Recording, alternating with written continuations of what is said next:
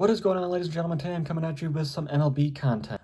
Today we're going to be going over my 2025 MLB predictions for the season. So we're going to be going over standings, all the records for each division. We're going to be going over AL MVP, NL MVP, AL Cy Young, NL Cy Young, Rookie of the Year for both leagues. We're going to go through the playoffs for who will make the playoffs for each league and who will win the World Series, and NL and AL breakout players. So pretty standard. But let's go through it. We're going to start out with the AL East. So first of all, AL East, I think, is a very tough division. But I think the Yankees are going to come out on top in this division once again. I have them going 93-69. I got some notes here that I kind of wrote down about each team. But I think they're going to go 93-69. I think their hitting lineup is going to be fantastic. They got Austin Wells, Bellinger, Judge, obviously, Jazz Chisholm, Goldie. If Volpe can play to his potential like he did his rookie year, I think that would help them out a lot. If Dominguez can finally break out as a prospect, it feels like he's been a prospect for years now. If he could finally break out, that'd be good. Their rotation is a little iffy. I know they have Rodon and Max Fried. Those are two good top guys, but Luis Gil is hurt for a little bit. Garrett Cole's out for the season, so once they get Luis Gil back, that'll help them a lot. But past Rodon and Max Fried, they're pretty weak as far as pitching goes. So that will be their issue, but they're going to hit the ball, that's for sure. I think Jazz Chisholm can go for 30-30 this year for sure. He almost did it last year. And I think Bellinger will hit well in Yankee Stadium. Hitting around Judge and Chisholm, that lineup's going to be pretty good. And I like Austin Wells, too. I think he's a good young catcher. So second in the AL East, we're going to go with the Red Sox. I have them going 88-74. I think they made some good acquisitions in the offseason to make the jump to second in the division. They went out and picked up Bregman. They stole him from my Tigers. I was hoping the Tigers would pick him up, but they couldn't get it done. But they have Bregman. Jarren Duran is a really underrated player. He had an awesome year last year. I think he's going to keep that going, take another step. He had like 200 hits, I think, last year. If he didn't, he was very close. So he's a really good player. And then they obviously have Devers, Tristan Casas. So Trevor Story can chip in a little bit. That would be nice. Rafaela is a really good young player. And then their pitching rotation is pretty good. They got Garrett Crochet. I love that pickup for them.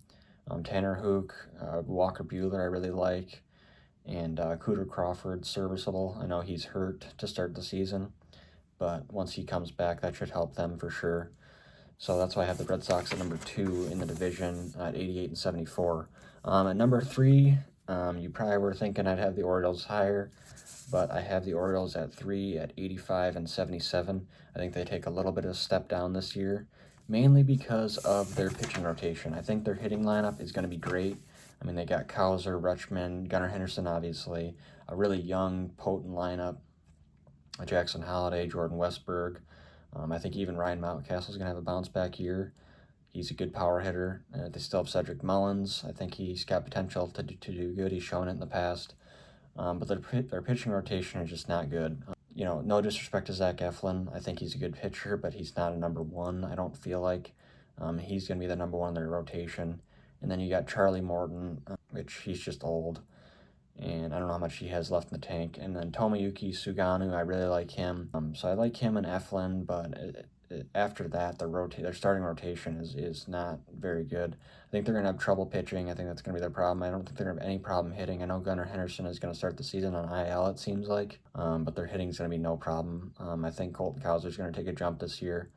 And I mean, pitching-wise, I like that they have Felix Bautista coming back. He's going to be great out of the pen, but he's not going to help starting pitching-wise. So that's going to be their problem. I could see them making a trade in the season to go get a pitcher, and if they do that, that'll help them out a lot because I think hitting-wise they're going to be just fine. So that's why I have them at number 3 in the division. Number 4 in the division, the AL East, I have the Blue Jays at 76-86. I think the Blue Jays, when you look at their lineup on paper, they have a good lineup. I mean, Bichette, Vlad, Santander. They added Andres Jimenez as well. They still have George Springer, Alejandro Kirk. Ernie Clement was pretty good for some time last season. And their pitching rotation, once again, on paper, it looks good. I mean, Chris Bassett, Jose Berrios, Kevin Gausman, Scherzer, even Bowden Francis played good last year for a couple of games. So their pitching is there. Their bullpen, I don't think, is really there. They lost Jordan Romano to the Phillies, so that hurts them. So on paper, they're good. They just need to play up to their potential. I think Bichette is going to have a much better year than last year.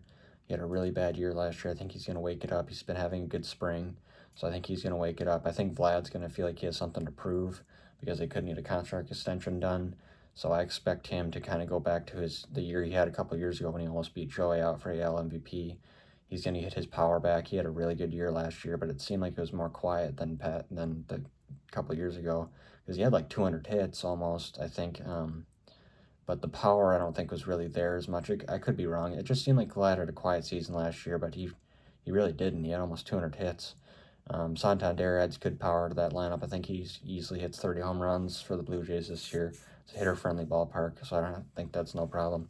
So they have the potential. They just all have to play up to it. That's why. But I have them they're obviously in a tough division. So I got them at 76 and 86 right now, and 4th in the AL East, and then 5th in the East. I have the Tampa Bay Rays at 72 and 90. Yeah, the Tampa Bay Rays at 72 and 90, 5th in the East. Once again, this team's not a bad team, and they're pretty young. They still got Yandy. Junior Caminero is a good young player. Curtis Mead is a player to look out for, young player has to have a really good spring. I think he's going to play good for them, and I like Josh Lowe a lot. And their pitching rotation, the Rays I feel like the Rays always have good pitchers. I think their coaching staff is really good. That helps them out. But Ryan Pepiot, Taj Bradley, they have Shane McClanahan, but he's going down with injury so they're going to start the season on the IL. Luckily, he didn't get anything worse than what happened. It seemed like his injury was going to be bad news, but it looks like they lucked out a little bit. So he'll be on the IL. He'll still be coming back at some point. Not sure when, though. So I think their pitching can be okay. Just they're in a tough division. I just don't think they're going to be able to compete with the other teams. So that's really the main reason there. All right, so let's move on to the AL Central. I would love to tell you guys, since I'm a Tigers fan, that the Tigers are going to win the AL Central. I just don't think they will, unfortunately. So anyways, let's get to number 1 in the AL Central. I am predicting that the Royals are going to win the AL Central at 86 and 76. I'm not sure. I feel like they should be favored to win the division, but I don't think they are. I'm pretty sure. It might be even the Twins, which just surprises me. I don't understand the hype by the Twins, but anyways, the Royals are who I'm picking to win the division at 86 and 76. I think their hitting lineup is pretty solid from top to bottom. They got guys at every position that are going to be serviceable at least, and then some guys that are going to be really good, obviously, like Bobby Witt. But I like that they added Jonathan India. I think that's a good addition. I think Vinny Pasquantino is a good first baseman. Salvi's going to be Salvi. Mark Canha is a good addition. MJ Melendez is a good hitter in the outfield. And then I think their pitching staff is good. From all 5 of them are pretty. It kind of reminds me of the Tigers pitching staff, like top to bottom. It's just a pretty good staff. Cole Reagans, I think, is could be kind of like a Scoopel. I think he could be a Cy Young winner for sure at some point in his career. He shows flashes of being very good. And then they got Seth Lugo, Michael Wacha, Michael Lorenzen. I mean, those are some good, serviceable pitchers that could have some really good outings for you. Seth Lugo had a stretch last year where he was really good. Even Chris Bubich, their 5th guy in the rotation, I could see him being a pretty serviceable, good pitcher for them this year. And then they got Carlos Estevez from the Angels to close out games for them. So they got a pretty good pitching staff. They kind of remind me of the Tigers, but just a little bit more complete. So that's why I got the Royals winning the division. I think Bobby Witt's going to have a monster year like he did last year, but even better. And I think their pitching staff is solid. So that's why I got the Royals winning the division, the AL Central. And in second, I have the Tigers at 85 and 77. So right behind the Royals, but just missed it. I just don't think the Tigers made the right acquisitions to win the division. Last year, they kind of went on a crazy run just to make the playoffs. I don't think that was a fluke. I think they really were playing well. I think they had a lot of momentum that helped them. But I do think they're a good young team that's going to keep playing well. But they just didn't make enough acquisitions in the offseason to kind of put them over the edge. If they would have got Alex Bregman, I'd have them number 1 in the division, 100%, because their pitching staff's great. They just have a couple holes in their hitting lineup that is just worrisome. They have Riley Green. I think Riley Green and Kerry Carpenter both can hit 30 home runs if they can stay healthy. If Torque can wake it up, that's a big question mark there. But if Torque can wake it up, you never know what he could do. I think he's got the potential to hit 30 home runs too. I think with him, it's between the years. I think he's got a confidence issue. So if he can figure that out, he can maybe go back to who he was 2 years ago, but that's still a big question mark. Javier Baez, another big question mark. But you got Gleyber Torres. I like that pickup a lot. I think Colt Keith will progress as a hitter as well. Bierling I like if he's able to stay healthy. Their pitching rotation I think is going to be great. If they got Skubal dominant. Jack Flaherty's a great number 2. You got Reese Olson, Casey Mize, Jackson Jobe I like a lot. I think their whole pitching rotation is going to be good, and their bullpen was great last year. I think it's going to stay the same. They got Tyler Holden, Tommy Canley was a good pickup. So they got some good pitchers in the rotation and in the bullpen that I think they're going to be good pitching-wise, no problem. I think hitting-wise, they're just going to have some question marks and some holes that they needed to fill and they didn't do. Third base and center field. Really, center field they should be okay with, but they lost Parker Meadows to injury and Wenzel Perez to injury, at least for the time being. So that's just bad luck there. They should have been fine in center field, but right field is really the bigger issue. They needed if they would have got Anthony Santander or even Bregman. You get Bregman, you put him at third, you put Bierling in right, it would have helped out a lot in their lineup if it filled a couple holes, and they just didn't do it. So that's why I can't put them at number 1. It's even hard to put them at 2, but I really think Riley Green and Kerry Carpenter and even Colt Keith, Gleyber Torres, those 4 are really going to hit well and carry the hitting for the Tigers. And if they don't, then they will fall off. But I think Riley Green and Kerry Carpenter, especially those 2, are going to carry the hitting lineup, and their pitching is going to be just fine, in my opinion. So anyways, I have them 85 and 77 right behind the Royals in second. Third, I have the Cleveland Guardians at 83 and 79. I have them taking a little bit of a dip this year. I think they lost a little bit over the offseason. That's going to hurt them. I think losing Josh Naylor hurts them quite a bit. To be honest, I think their lineup's pretty top-heavy this year. They got Steven Kwan still, Jose Ramirez, Lane Thomas, Johnsky Noel, Big Christmas. I think I like him. He's a good power hitter. Brian Rocchio is really good defensively at shortstop. He doesn't really offer as much hitting-wise, but maybe he'll take a step this year. So they still have the guys in the lineup. It's pretty top-heavy, though. Like I said, they're going to have some guys show up, like Kyle Manzardo. And some of the other guys that are filling in for, like, Josh Naylor. And Andres Jimenez, too, is now on the Blue Jays. So they're missing out there, and their pitching rotation is just not good right now. I know Shane Bieber's hurt. He will be coming back at some point. But they got Tanner Bybee. He's good, but Gavin Williams is like their next best option. They have a great bullpen with Hunter Gaddis and Emmanuel Clase. I'm not worried about that, but their starting rotation is just not very good. So that's going to hurt them. And then losing a couple pieces in the hitting lineup is going to hurt them. So that's why I have them taking a pretty big dip this year compared to last year. They're going to be third in my predictions at 83 and 79. And then I got the Twins at number 4. Like I said, I don't understand the Twins hype. I feel like they're overhyped every year, and they just don't perform. I just don't see what other people see with their lineup. I just don't think it's anything special. I have them going 80 and 82. They have Correa, Buxton, Jose Miranda is a good player. Royce Lewis, if he could ever stay healthy. Ty Francis, interesting pickup that they made. It's just the big thing with the Twins is they can't stay healthy. All 3 of those guys, Correa, Buxton, and Royce Lewis, they just can't stay healthy. So that's their big issue. I think their pitching rotation is pretty good. They got Pablo Lopez, Joe Ryan, Bailey Ober. Those are 3 good options. And their bullpen is pretty good, too, with Joan Duran. Great closer there. I just don't see the hype for them even being in the top 3 in the division at all. I don't think their lineup is there. They got, Trevor Larnach, good player, too. A couple other guys I'm probably forgetting. Is Carlos Santana still on the Twins? I'm not sure, but I just don't see the hype with them. Santana might be on the Guardians. I don't know. I'm getting that mixed up. But anyways, I have the Twins at number 4 at 80 and 82. And then finally, 5th, you guys all know, White Sox. There's just not much to say about this team. They're going to be horrible. I looked at their lineup before I made this video, just kind of get an idea, and it was like almost laughable. It's an embarrassment, really. It's horrible. I don't know, not much to say. I think their best player is Luis Robert, and I think they're going to trade him at some point in the season. I hope for his sake, I hope they do. I think he's a good player, so hopefully they trade him. I think they will, really. I think they're not going to have much to play for, so they might as well get what they can out of him. All right, so moving on, we're going to move on to the AL West. AL West is a tough division to predict this year. I know a lot of people are high on the Texas Rangers. I can see why. I think they have a good hitting lineup for sure. I think their pitching line, I think everything on paper looks good for the Texas Rangers. But I'm going to go with the Seattle Mariners to win the AL West at 88-74. And even the Astros, it's hard to say the Astros won't win it either, but I'm going to go with the Seattle Mariners. I think the Mariners' pitching rotation is unbelievable. I think top to bottom, they're very good. You know, they got Logan Gilbert, Brian Wu, Bryce Miller, Luis Castillo, George Kirby when he's healthy. He's going to start the season on IL, so that hurts a little bit. Andres Munoz is a great closer. And their hitting lineup, I think, could use another, like, solid bat for sure. After looking over their lineup, I was like, you know, I think one more piece here would really put them over the top, which I could see them doing at some point in the season.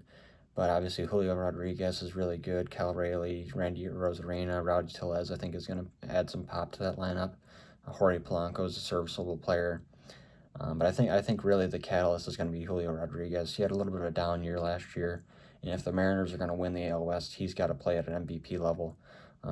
So I'm expecting, you know, at least 180 hits out of him, 30 home runs, 30 stolen bases. I think he could easily go 30-30 if he really plays to his potential. So it's a little bit of a high ask, but if they're going to be number one and win the AL West, like my predictions say, Julio Rodriguez is going to have to play really good, and he just didn't play well enough last year for them to make a playoff spot. Number 2 in the division for the AL West is the Texas Rangers. I have them going 87-75, so I think they're still going to have a great season. Like I said, on paper, their lineup from top to bottom is really good, and their pitching staff is relatively good as well. Marcus Semien, Wyatt Langford, just as far as their hitting lineup, obviously. Adolis Garcia, Corey Seager, Jake Berger, Josh Young, Jock Peterson. They got hitters, so I don't think they're gonna have a problem with that. As long as Corey Seager can stay healthy, that's a big one. When he's healthy, he's arguably the best hitting shortstop in the league. You know, he's up there with Bobby Witt and Gunnar Henderson and Ellie De La Cruz. I think he's up there with all of them as far as hitting wise when he's healthy. But he's had a hard time doing that recently. So if he can do that, they're going to be solid hitting wise. I mean, even the guys around him, even if he's not at his always at his A game as far as health wise, they got guys around him that can pick up the slack if they play to their potential. And then their pitching rotation, they got Jacob deGrom. He can't stay healthy for the life of him. Hopefully he can this year. He's a great pitcher. It's good for the MLB when guys like him are healthy. So hopefully he stays healthy. Him, Nathan Eovaldi, I think those are the top two guys in their rotation. Really, both of them can stay healthy. That'll be big for them. Eovaldi had a good year last year too, if he can keep building off of that. And then I think the two catalysts for the pitching rotation are Jack Leiter and Kumar Rocker. If those two guys can play to their potential, that'll be really big for the Rangers. I know they're two younger prospects, but if they can come out and be serviceable, that would be really big for them. So I have them at 87-75, and then I have them beating out a tiebreaker with the Houston Astros. Houston Astros at third at 87-75 as well. Houston Astros, they're just going to be good every year, it feels like. I know they lost Bregman, but I think they're still going to be good. I mean, there's an easy argument that they win the division again. It feels like they do every year. Everyone tries to pick different people to win the division, and destiny always arrives, and the Astros win it. But I have them being third this year, not far behind the Mariners or the Rangers at all. I have them all being like a game apart, basically. But obviously, they still have Jose Altuve. Christian Walker, I think, is a great pickup for them. Yordan Alvarez, obviously, Yanir Diaz, Jeremy Pena, Mauricio Dubon. I mean, they got a good hitting lineup. That's not going away, even though they lost Alex Bregman. So they're still going to be solid there. You know, I could see Yordan, hitting 40 home runs. Altuve is usually good for at least 20. Christian Walker could hit 30. So their hitting lineup's going to be fine. And their pitching rotation's pretty good. I mean, they got Framber Valdez to lead off the rotation there. Hunter Brown. I think Spencer Arrighetti could be a good pitcher for them. Ornel Blanco's good. And then Josh Hader, if he can play like he should be playing. Last year he had a little bit of a rough season. Kind of cost them in the playoffs against my Tigers. So if they can, they got a good pitching rotation. I think they got potential there. I just think they'll take a little bit of a dip. It's really not even their fault. I just like the Mariners this year. I think they're because of their pitching rotation for sure. They got a really good rotation. I think the best in the division by far. So that's what keeps them above the Astros and the Rangers for me this year. Let's move on to number 4. We got the Oakland Athletics at number 4. I think the Athletics, looking at their roster, they have a good young core going on there. They got something special cooking. They're not there yet. They don't have the pitching at all. But Brent Rooker, Lawrence Butler, J.J. Bleday, Shea Langeliers, Jacob Wilson, Tyler Soderstrom, they got a good hitting lineup. I mean, they got the potential there. They got a good core, is what I'm trying to say. They got a good future going for them. They're just not there yet. I mean, their best pitcher is Luis Severino. God bless him. I mean, respect him, but that's not in the year of our Lord 2025. Luis Severino being your number 1. I mean, he's going to be serviceable. He had a good year last year, really. But I don't think, past him, they don't really have anyone. I mean, the J.P. Sears, I can't even think of anyone else beyond him. I mean, they have Mason Miller in the pen. I mean, he's going to be dominant, but not going to help anything there starting pitching-wise. And I don't know if I mentioned, I had them going 72-90. So I think that's a pretty good, I'd accept that if I was an A's fan. Like I said, I think their hitting lineup, they got a lot to look forward to. They're just not there yet as an overall team. And then we got 5th in the AL West, the Los Angeles Angels. I mean, I was looking at this team before I started this video. Man, they're horrible. Nolan Schwanel, I don't know if I said that right. A good young player. Mike Trout is going to be Mike Trout if he can stay healthy. It seems like that's impossible for him nowadays. No matter how he starts the season, it seems like it always starts out well, and then it just goes to crap because he gets hurt. It happens every year. Seems like it's unavoidable at this point. Jorge Soler is a serviceable hitter that's going to provide you power, so that'll be good for them. Yoan Moncada is a decent addition. I mean, Tim Anderson, if he can do anything to what he did a couple of years ago when he was actually good, I mean, maybe he gives you something. Taylor Ward's not bad, or Taylor Ward, sorry. They got some guys, but I mean, if Trout can stay healthy, things can go different for them, for sure. That's a big catalyst. He hasn't been able to in a while. And then Yusei Kikuchi, as far as their starting rotation goes, it's really going to be him and Tyler Anderson for their pitching wise. And I like Kikuchi a lot. I think he can be a good pitcher for them, but beyond him, I mean, they have Tyler Anderson. They lost Griffin Canning to the Mets, so that was. I mean, it's not like he was a world beater, but he'd have been a good guy to add to keep in the rotation. So I like Kikuchi, but beyond that, I don't think Tyler Anderson's anything special. And then in the bullpen, you got Kenley Jansen. Hopefully they're able to use him at all. I don't know how much they're going to really be in position to use him, but obviously he's still got a good amount in the tank. But so that is it for the AL West. I don't know if I mentioned it, but 66-96 for the Angels. So a pretty bad season for them, but I mean, that's just what to expect for them at this point if Trout can't stay healthy. All right, let's move on to the NL East. Okay, the NL East, we'll go back to the AL playoffs, what I have for the playoffs, and after I'm done doing all the records. So we'll go to the NL first, and then we'll go back to that. So we'll start in the NL with the NL East. I got the Phillies winning this division at 93-69. I think it's going to be a tough division this year, but I got the Phillies at the top. Their hitting lineup's going to be great. Trey Turner, Bryce Harper, Alec Bohm, Kyle Schwarber, JT Realmuto, Castellanos, Bryson Stott. I mean, they got the guy. I mean, Brandon Marsh, he's even good. They got the guys from top to bottom. They're a pretty complete lineup. And then rotation-wise, I think is very good. I mean, when I looked at it today, I was like, wow, this is better than I thought. Because I kind of forgot about Jesus Luzardo. And they got Zach Wheeler, Jesus Luzardo. Aaron Nola had a little bit of a rough season last year, but he's got the potential to be great for them. Christopher Sanchez, I like a lot. And then once Ranger Suarez comes back from IL, I like him too. So that's a pretty balanced rotation too. You got 2 righties with Zach Wheeler and Aaron Nola, and then 3 lefties with Jesus Luzardo, Christopher Sanchez, and Ranger Suarez. That's a pretty good balance there. I like that a lot. I think their pitching is going to be great if they all play to their potential. And then in the bullpen, they got Jordan Romano as their closer now, a steady closer. That's great. So I like the Phillies a lot. I think they're definitely going to, shouldn't say definitely because this NL East is going to be tough, but I think they're going to win the division. They got the hitting, they got the pitching. I think they're going to win it at 93-69. Second in the NL East, I have the New York Mets at 91-71. Adding Soto is exactly what you think it is. It's going to make you a winning ball team. So they got Soto, obviously, Francisco Lindor. Pete Alonso is really big. They're able to keep him. Mark Vientos is great. I think he's going to take another big step. Brett Beatty, I think, could even take a step this year. Brandon Nimmo, Starling Marte, even Jose Siri, a good defensive guy, and gives you some pop here and there. I think their pitching rotation is just not good. That is going to be their biggest problem this year. I think Kodai Senga is going to be a good pitcher for them for sure. I like him a lot. But past him, I mean, they got Clay Holmes. That's going to be starting games for them. I'm not sure how that's going to go, really. I mean, Griffin Canning could be serviceable. Tyler Meagle, I kind of like him, but I don't know how consistent he can be for them, especially the NL East being a pretty tough division other than the Nationals and Marlins. No disrespect to them. I think they got good young pieces, but anyways. And then they got Edwin Diaz in the bullpen. He's going to be good.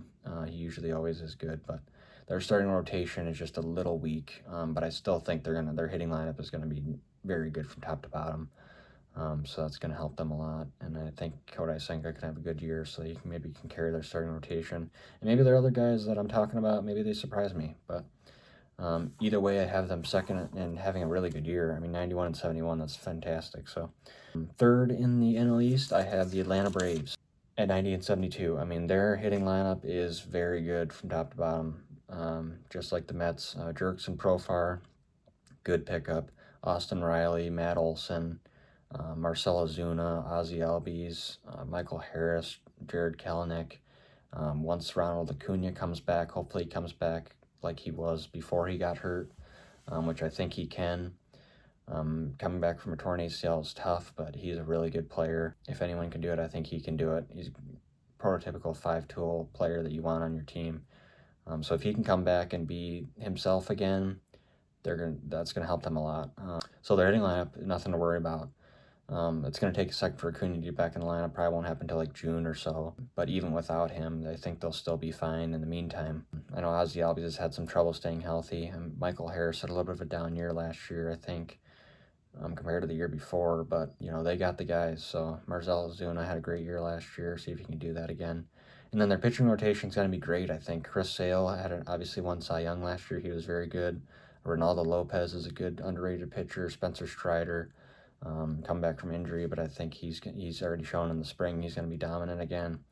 Schwellenbach is going to be good. Smith-Shawver, Raciel Iglesias. So they got the dogs in the pitching rotation, so I think they're going to be a good team. They're going to be 90 and 72, I think, is my prediction. All right, next in the NL East is number 4, the Washington Nationals at 76 and 86. I think the Washington Nationals have a really good core going on for them. C.J. Abrams I'd like a lot. I think he's going to be really good this year. Keep building off the good years he's been having. James Wood, I think he's going to take a really big step this year. And Dylan Cruz. I think those 3 guys are really going to take big steps for them. They're just they got 3 tough teams ahead of them. It's just hard for them to compete at this point. They're just not there yet, and that's okay. Their starting rotation is just not good. And I mean, they have Mackenzie Gore at the top of the rotation. He's not bad, but they just don't have anyone really around him. I mean, Jake Irvin's decent. And then in the bullpen, I like Kyle Finnegan. I think he's a good pitcher, good closer for them. So I think their young guys are going to take a step, but they're just not there yet to even get close to the playoffs. So that's why I have the Phillies at number 4 at 76 and 86. And then number 5, that only leaves one team left, the Miami Marlins. So the Marlins, I mean, I don't know. This lineup, I looked at it beforehand, and man, it's bad. I mean, I guess I just forgot they lost Jazz Chisholm, and I thought they had someone else other than Xavier Edwards. I mean, with no Chisholm in that lineup's like, wow, we're really missing something. Xavier Edwards, I think he'll be great, but past him, I mean, they're bad. I mean, they got Kyle Stowers and Connor Norby from the Orioles from that trade they made. I think they could end up being good players, like 2 good young prospects. But really, Edwards, Stowers, and Norby, and Norby starting the season hurt. I think Xavier Edwards is going to be really good. I like him a lot. But, yeah, they're just going to not be good. I mean, their starting rotation, they have a couple pieces. Sandy Alcantara I like a lot. Max Meyer is a good young prospect. But, yeah, the Marlins they're just not there at all. They're bad. So I got them at 63 and 99. That's just going to be a bad season for them, but hopefully they can at least see some continued progression from Xavier Edwards, and maybe those two guys they got from the Orioles, Stowers and Orby, make some steps. That's all they can really look forward to as far if you're a Marlins fan. Now let's move over to the NL Central, where we have the Cubs winning this division at 89 and 73. I think the Cubs made some good acquisitions in this offseason. They obviously got Kyle Tucker. That's huge for them. That's a possible MVP candidate.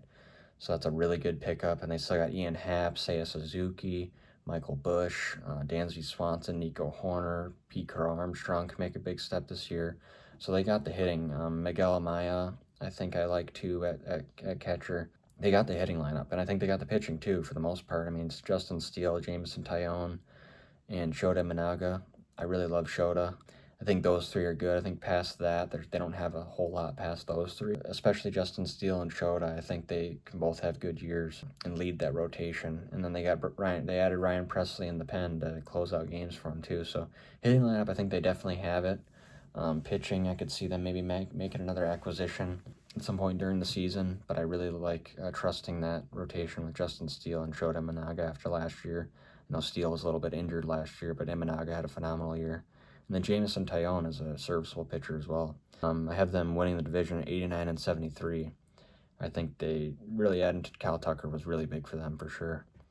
And then if Dansby Swanson had a rough year last year, if he can wake it up, that would help too. It's just the guys around. I think having a guy like Kyle Tucker in your lineup really helps the guys around him hit better too, so that'll help. Anyways, let's get on to the number 2. Milwaukee Brewers in second at 87 and 75. I think they're going to be a great team. I'm just barely behind the Cubs, though. Jackson Trio I like a lot. William Contreras, Christian Yelich, Rhys Hoskins, Bryce Terang. I think all those hitters are great. They're going to have a pretty good lineup with those guys. I think Jackson Trio is going to take another big jump. I think I could see him hitting 170-plus hits, 25-plus home runs. He's going to have a good year. I like him a lot. Great young prospect. Really not even a prospect anymore. He's turning into a superstar. If he keeps progressing this year. Their starting rotation is a little rough, though. Freddie Peralta is good. Nestor Cortez is good. Aaron Savali is good. I think all three of those guys are pretty good, pretty decent pitchers. But past that, I mean, they're really lacking. I mean, Jose Quintana they picked up, but he's going to be hurt to start the season. And I think their bullpen's pretty decent. I mean, I got Jared Koenig, and Trevor Miguel is a good closer. So they got some guys in the bullpen, but their starting rotation lacks a little bit. I mean, after Peralta, Cortez, and Savali, I don't even know who they have at 4 and 5. I think they have too many injuries right now to even know who they're going to have at their last 2 rotational spots. But I still think they're going to have a good year at 87 and 75, right behind the Cubs. And number 3 in the NL Central, I have the Pittsburgh Pirates. I think the Pirates are going to have a decent jump this year. I think O'Neal Cruz, I'm expecting for him to have a really good year. They still have Andrew McCutchen, who's still serviceable at his age. And then I really like Brian Reynolds. He had a great year last year. I think he flew under the radar a little bit. I think he's going to have another good year, but I really think O'Neal Cruz is going to finally really break out. I mean, he had a good year last year, don't get me wrong, but I think he can go for 30 home runs this year. I think he can go 30-30, just like I think for Jazz. So I like him a lot, and they still got Brian Hayes in that lineup too. They got a couple of decent pieces in that lineup. And then their pitching rotation, I think Paul Skeens is going to be dominant. Once again, I think Mitch Keller's an underrated pitcher that's going to be good next to Skeens. And then they got David Bednar to try to shut down games last year. I know there was a couple stretches last year where Bednar was having trouble and blowing games to the Pirates, but I think he can be a good closer for them because he's shown it before. All right, so 4th, I have the Pirates at 80 and 82. I don't know if I mentioned that. And then 4th in NL Central, I have the St. Louis Cardinals at 78 and 84. Looking at their lineup before this video, it just feels like they're missing some things, but I don't know. I mean, I think it's overall like an average, like decent lineup. I could be wrong on this. I don't know. It just seems like there's something missing. Maybe it's because Goldschmidt's gone, and even though Goldschmidt was kind of on and off last year, I just feel like him out of that lineup, there's a little bit of a hole. It seems like even at his age, I think that there's a hole somewhere because he left. I don't know, but Wilson Contreras is still good. Nolan Arenado, he's had a rough spring, but he has the potential. He's a proven player. He has the potential to play well. So I like him. But then they got Alec Burleson, Mason Wynn. I mean, those are a couple Jordan Walker, if he can play up to his prospect potential, but he's had some trouble so far in the major leagues. So they got some guys. I just don't think they're going to compete with the rest of the division. That's why I even have the Pirates ahead of them. And their pitching rotation is not very good, really, either. Sonny Gray I like, and Eric Fetty I like, but past that, there's not much to look forward to. And then Ryan Helsley in the pen is gonna be good. He's always been good. Just depends on how much they get him in save situations. You never know, but we'll see. I still have them at 78-84. That's a respectable season. Just not making the playoffs, so that record for sure. And then number 5 in the NL Central, I have the Cincinnati Reds. I have the Reds having, I think that's a decent season for the Reds. I think Ellie De La Cruz is going to take another jump. Other than that, in their lineup, though, they don't have much around him still. They have Candelario. He had a decent season last year. They added Austin Hayes. I think he's serviceable. Back to an everyday role for him. I know he didn't get as much playing time in the Orioles system with all those young guys. And then I am interested to see how Gavin Lux plays as an everyday player. I think he can be good. And then Tyler Stevenson starting the season off on IL, I think. So he's a good player for them, but he's going to be hurt. I think their pitching rotation could be decent. They got Hunter Green. I like him a lot. Flamethrowing righty. And then they got another flamethrower lefty with Nick Lodolo. I like him. He's had trouble staying healthy, though. And then Brady Singer, I think, is a good underrated pickup as well. So they got a decent rotation. Their closer position's a little bit up in the air. Alexis Diaz is on and off as far as if they want him to close games. And it seems like they were seeing if Graham Ashcraft would close games for them. So that's still up in the air, but that doesn't really matter. It's not a big deal for when we're analyzing the Reds. They're not going to make the playoffs. So as far as at least for my predictions, I don't think anyone really has the Reds making the playoffs this year. Maybe we'll be proved wrong, but so I have them at 75-87. Let's move on to the final division that we have to look over here. That's the NL West. So the NL West, I'd love to tell you that I think the Padres are going to win it, but I got to go with the Dodgers. The Dodgers just made way too many acquisitions in the offseason that other teams could have taken advantage of, but the Dodgers are the only teams that was willing to get their checkbook out and pay guys, and they want to win, so can't really blame them for that. The Dodgers obviously have Shohei, Mookie, Freddie. Those three are going to be the top of their lineup. Teoscar's still good too. I like him. Will Smith is good. Tommy Edmonds a good piece. Hyseung Kim they picked up from the Japanese league. I think he's starting the season down in the minors, if I'm not mistaken. But I like him if he gets playing time at all. Michael Conforto's out there now. So really top to bottom, they're going to have a good lineup.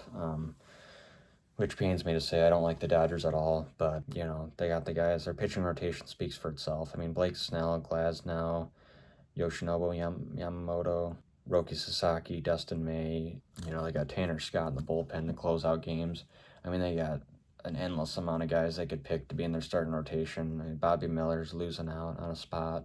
I'm trying to think. Tony Gonsolin's losing out on the spot. They just don't have the room for these guys because they have such a loaded starting rotation. So their pitching is going to be dominant. It's been hard for Glasnow to stay healthy, but if he can stay healthy, that'd be big. And Yamamoto got hurt last year too. But, it's not top to bottom there. They're going to be dominant. Their bullpen there's some guys they've had to cut from their bullpen that would be amazing on other teams because they just don't have the room for them. They have Tanner Scott, Kirby Yates. I think they still have Blake Trinan. They got guys everywhere, which is, like I said, I don't like the Dodgers. So a little frustrating, but they went out and made the moves to be a winning team. So I got them at 96-66, which I think might be worse than last year. But I think some of the teams around them also got, they got way better, but I don't know. I have them at 96-66. Second in the NL West, I have the Padres at 94-68, so right behind the Dodgers, pretty close to them. I think the Padres have the best roster set up to try to how do I say this? I think the Padres have the best chance to beat the Dodgers. I think they have the best team to try to do it. I think the Phillies are right there as well. The Phillies' pitching rotation is really good, but I think the Padres have the hitting and the pitching just like the Phillies do.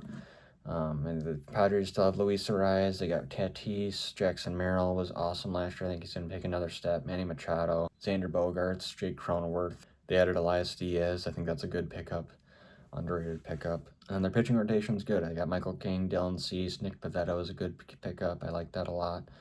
Yu Darvish, if he stays healthy. I know he's starting the season hurt, I think. He's a little older, but I think he's still a good pitcher. And then Matt Waldron is another guy that's hurt, but has shown last year that he can be a pretty good pitcher too, good knuckleballer.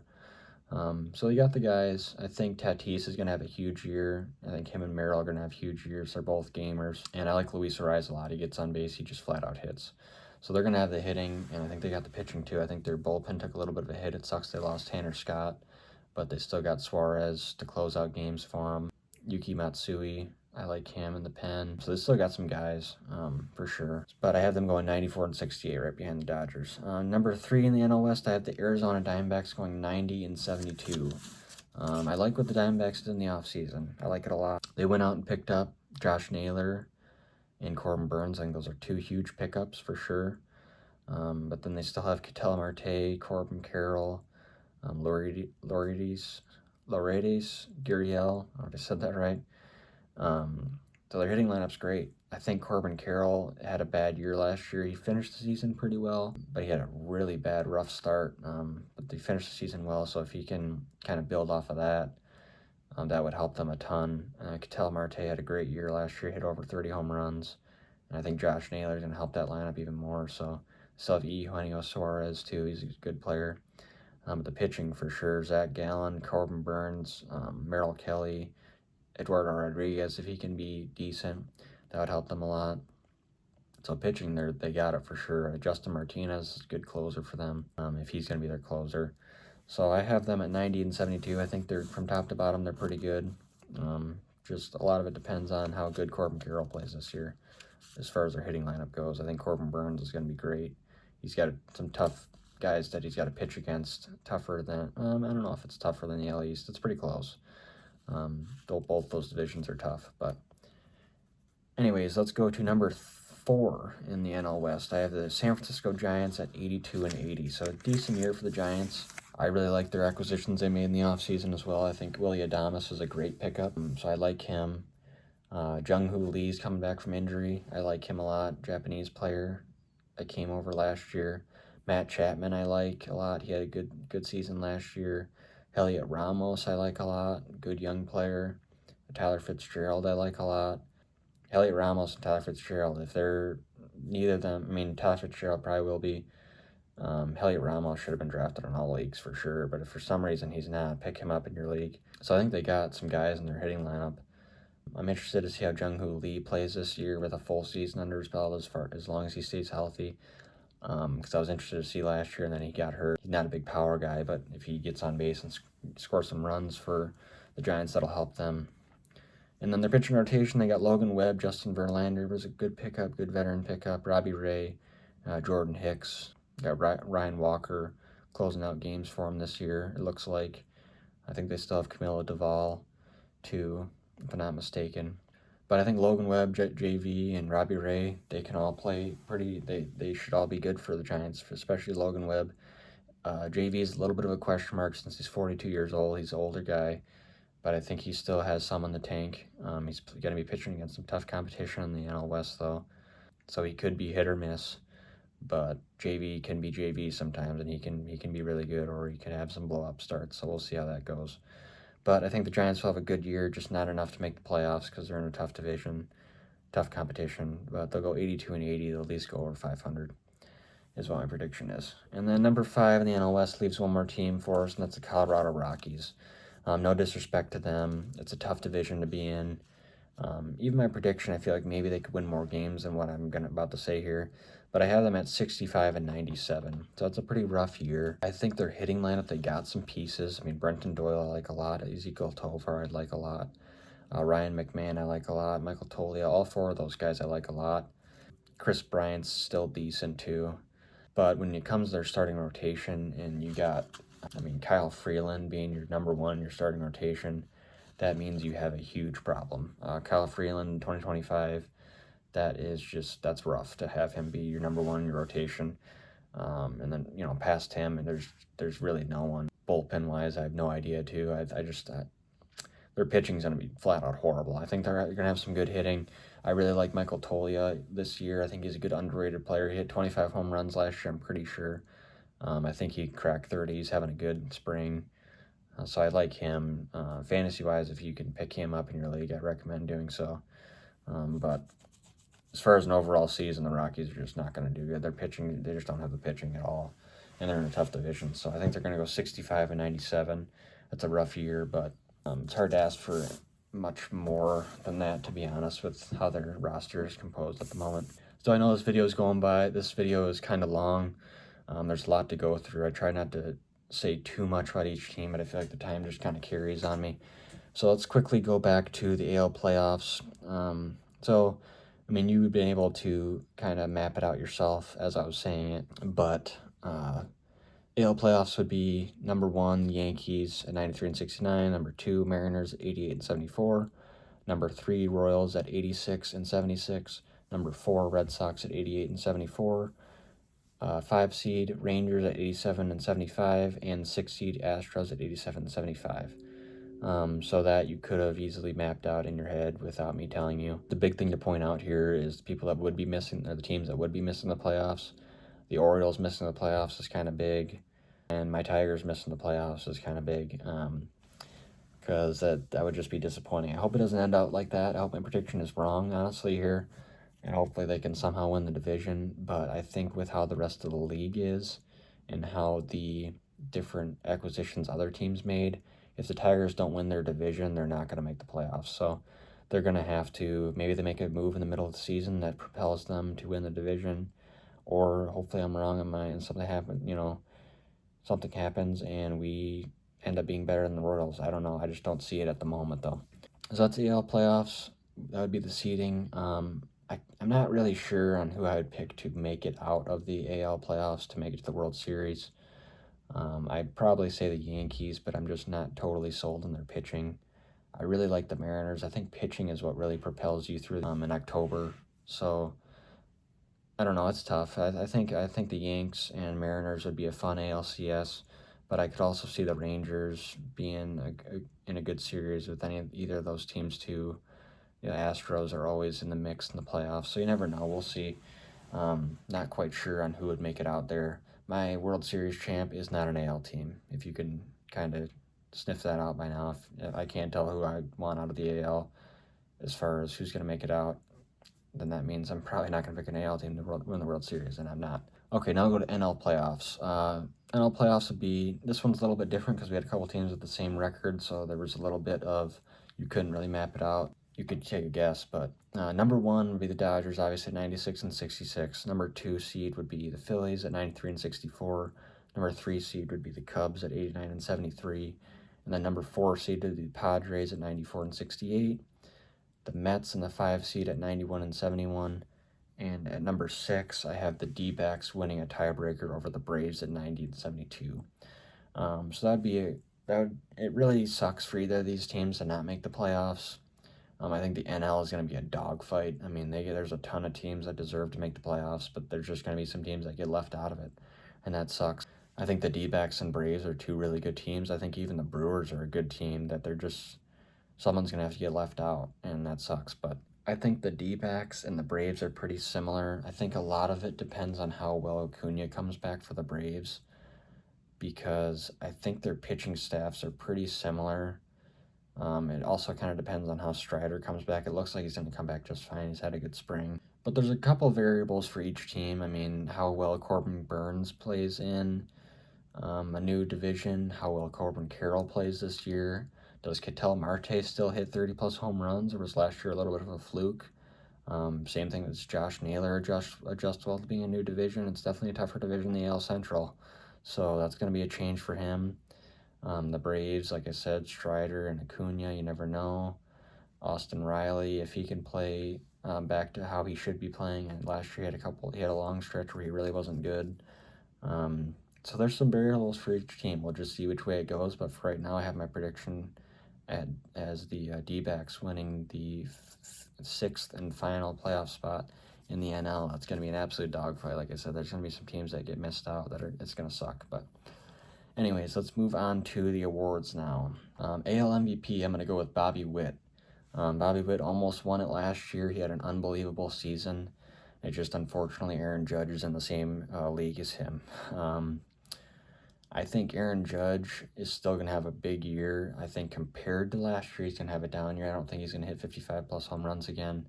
I mean, he could still hit 50, and that'd be an unbelievable year, but I think I see his power going down a little bit. I don't really have a rhyme or reason for that. I just don't think he's going to keep up the consistent 50-plus. I could see him hitting 45, and that's still a really good year. But I see Bobby Witt going 30-30 and eclipsing 100 RBIs. He's just going to be the star of the show in Kansas City. He's very good defensively, too, and offensively. He's going to steal bags and hit homers. I could see him having 70-plus extra base hits for easily. Probably 80 or 90, honestly. I mean, he could get up there in some of these stats because he's going to hit doubles, triples, and home runs. He's going to steal bags. Like I said, I don't think he could go 40-40, but I think he could go 30-30.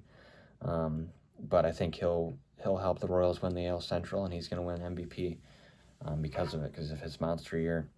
In the NL, I have Fernando Tatis winning NL MVP. Now, this might be a little bit of a bold take because we have Shohei Ohtani, and now Juan Soto is back in the NL with the Mets.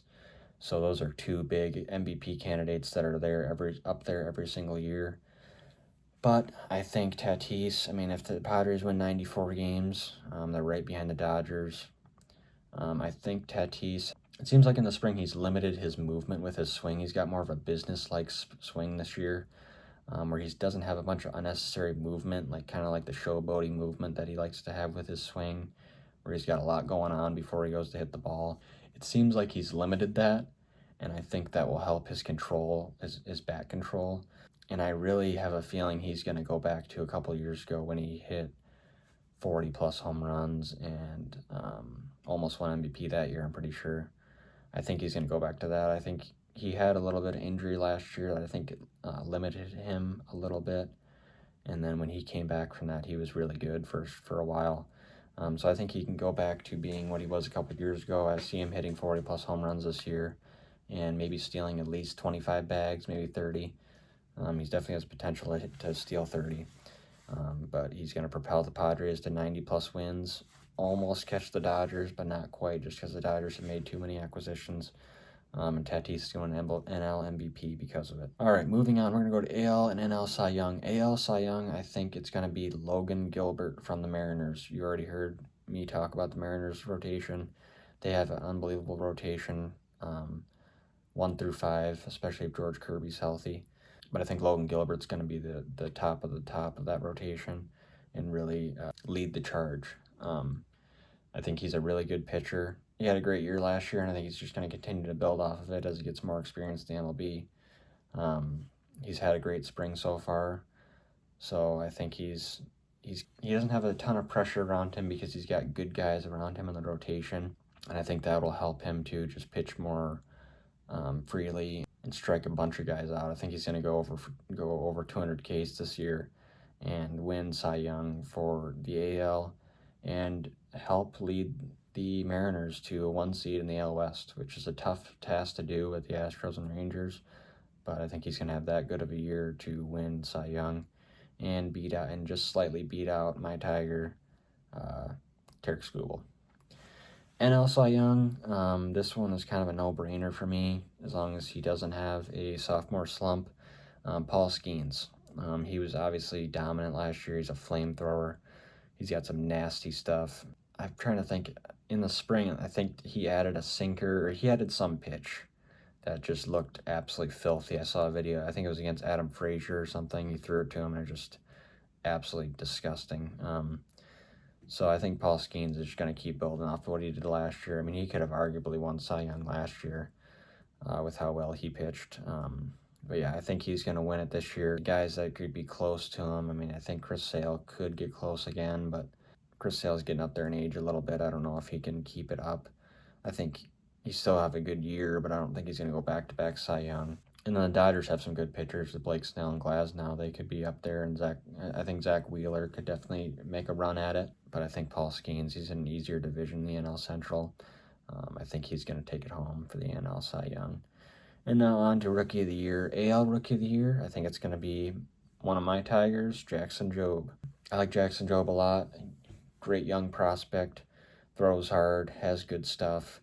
He's going to have a full year to be in that rotation as long as no injuries happen or he doesn't go and get into any slumps. So I think Jackson Jobe is going to win Rookie of the Year. He's going to have a good year for the Tigers. He showed some flashes last year when he played just a little bit, and it seems like so far in the spring he's pitching pretty well and showing flashes that he can be a pretty good pitcher in the MLB. So I have him winning Rookie of the Year for the AL. I think a guy to keep an eye on, though, for AL Rookie of the Year is Jacob Wilson from the Athletics. I really like him. He's had a great spring, too. So if you want a value play on a future bet, I would say go with Jacob Wilson. I think he could have a great year for the Athletics. All right, on to NL Rookie of the Year. I'm just going to go nothing too fancy here. Roki Sasaki. I was tempted to go with Dylan Cruz because I like him from the Nationals. I think he's going to have a good year. But I think Sasaki is just going to have a great year for the Dodgers. He shouldn't have a ton of pressure around him with the guys in the rotation. They have an unbelievable rotation. He's in a tough division, but I think he's going to do pretty well. I think in his first start against the Cubs, he did well. Had a little bit of a problem walking guys. It's his first start ever in the MLB, so it's going to be a little shaky. So I think he's gonna work. He might have a couple shaky starts, but I think he's gonna work it out and end up winning Rookie of the Year for the NL. And then last but not least on my list here, we're gonna go through who I think is gonna be breakout players, the NL and AL. So kind of similar. I shouldn't say similar to Rookie of the Year, but kind of like young prospects type thing. I think breakout for the NL is going to be James Wood.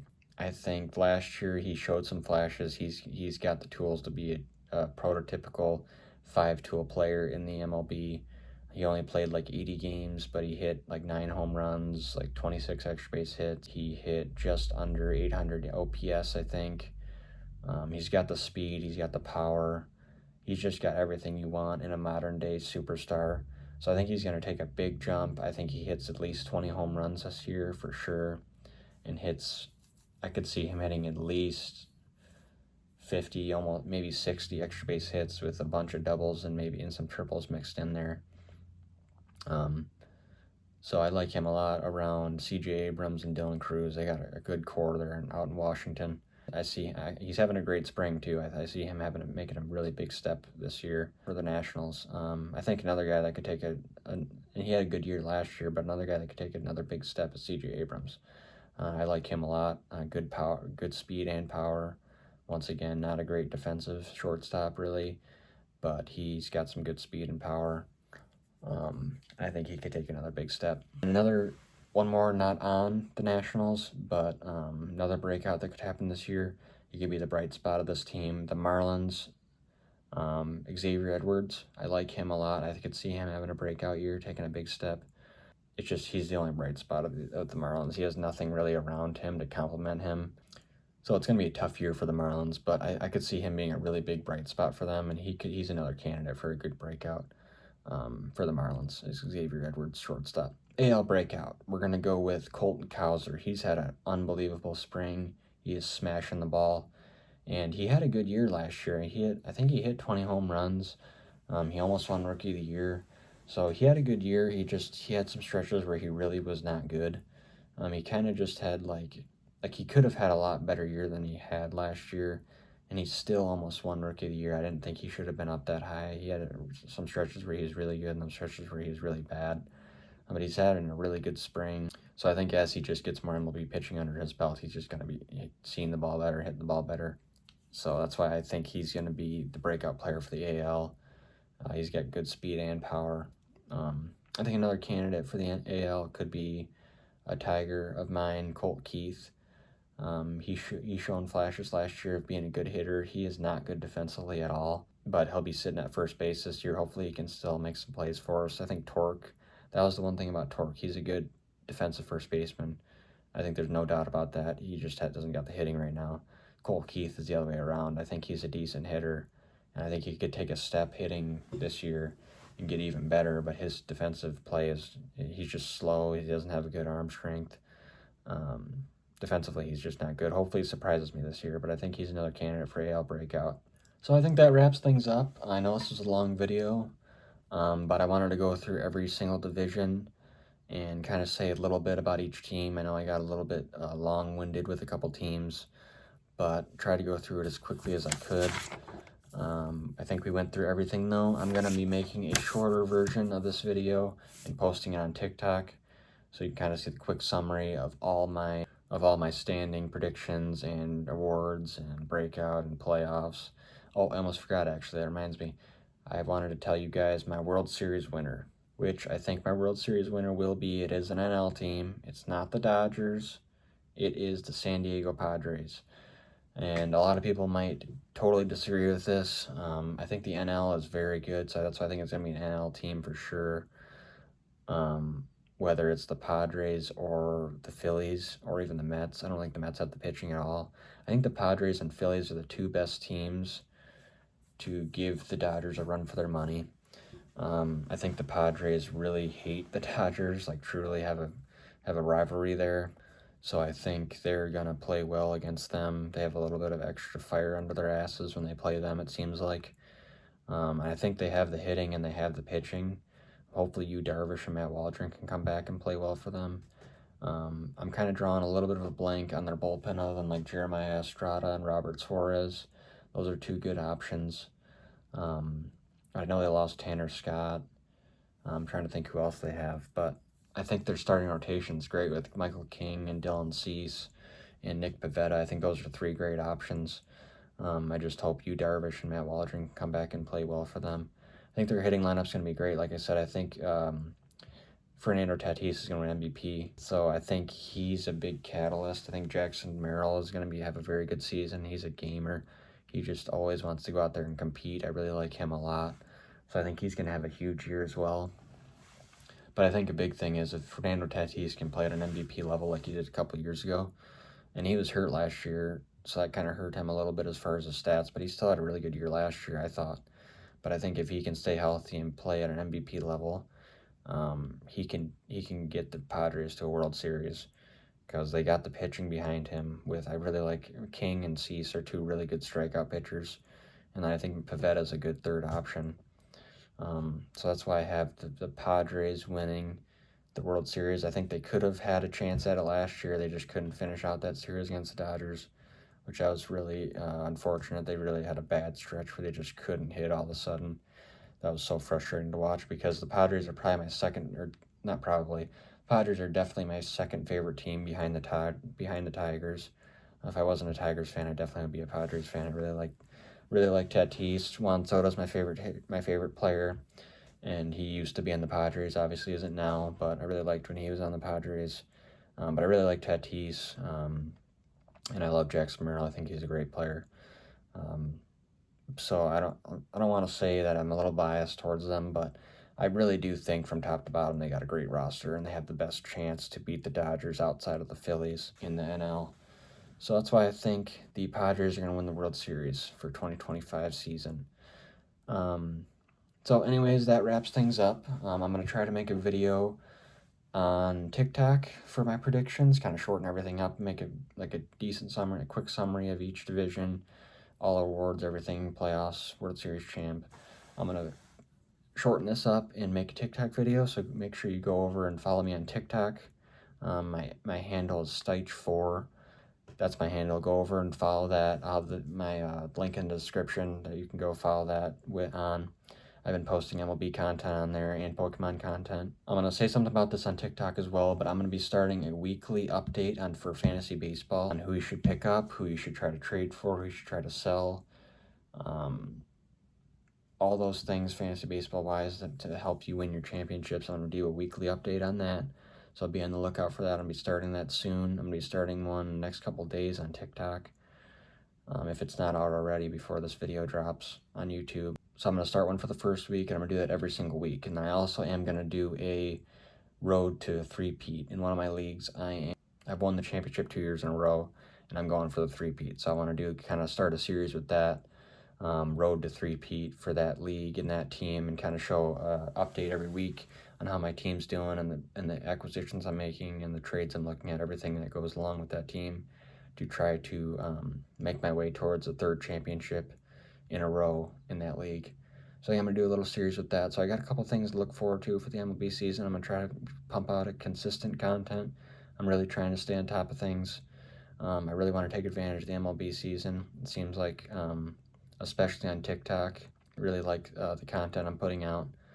So I want to try to be helpful. I feel like I'm pretty good at MLB fantasy, and I really like the sport. So any knowledge that I have, I want to put out there and try to help you guys win fantasy leagues or be more invested in the MLB, and maybe put some futures on some of these standings that I have, if you agree with my predictions.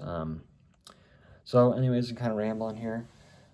If you are still here, like always, God bless you. I appreciate it. I know this is a long video. Appreciate you watching. I'm excited for the MLB season to start. Hope you guys are too. If you enjoyed, drop a comment, like, and subscribe.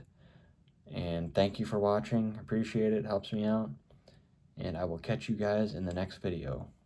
Peace out.